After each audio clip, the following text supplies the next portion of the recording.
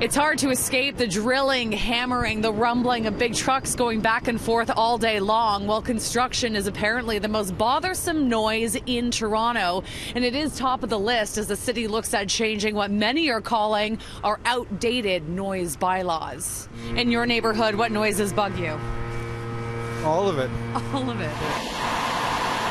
The city is a very different place than it was 17 years ago. That's when the noise bylaw was last adjusted. Now condos are being built on every corner and more people are living on top of bars and restaurants. Shovels are also in the ground on some massive transit projects such as the Eglinton Crosstown. What is the noise that bothers you and your family the most?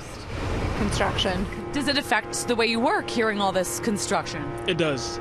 It does, yeah. It kind of like, you know, it distracts you because you keep looking out the window like, what's that, you know, so it does, yeah. Right. Okay, and when you're deep in thought, you're like, what's that buzzing? Exactly. It really, I kind of feel like that right now. It disrupts your thought process sometimes. Tonight, the city begins a round of public consultations. Everything noise is on the agenda, from the neighborhood leaf blower to train whistles, traffic, and animal noises. At the top of the list is how construction and amplified music can be regulated. It's not about economic development, it's about protecting health. And we believe that we can work with the various noise-making industries to develop a relevant bylaw that works for everybody. A report from Toronto Public Health back in 2017 found that 62% of the time the noise level in Toronto was above guidelines. And the World Health Organization has found that even ordinary levels of noise in a city can impair sleep and affect mental and cardiovascular health. Kathy McDonald with the Toronto Noise Coalition will be stating her case. I mean, people are living in very high-density neighborhoods and are really affected by rooftop patios that blast loud music late at night, things like that.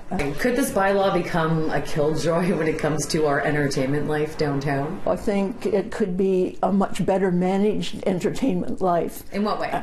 Well, I mean, there's ways of managing amplified sound so that it doesn't blast into people's homes, and ways of dealing with crowds at events that could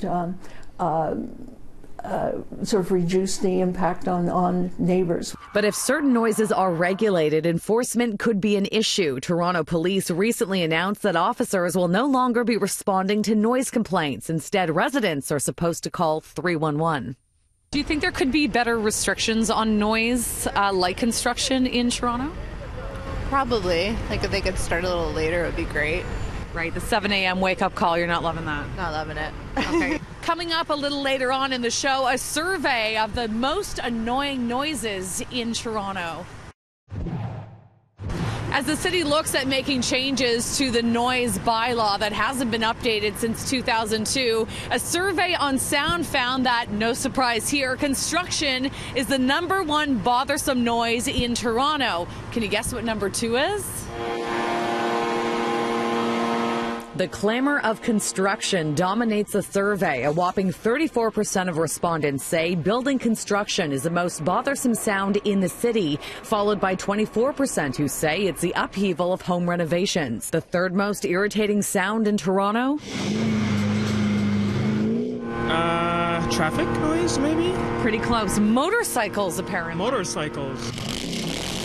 21% of those who responded to the Ipsos Reid poll are not fans of those rumbling engines. How do you feel about the sound of motorcycles?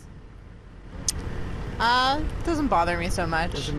Alarm sounds such as fire and ambulance was tied with motorcycles. Residential house noise came in 5th with 19% of the vote. In your neighborhood, what noises bug you? All of it. All of it. Yeah, if they would supply some earphones or... That's what condo developers should do? That would be great. One for everybody in the neighborhood. The first of 5 consultations on noise in Toronto start tonight at the North York Civic Centre.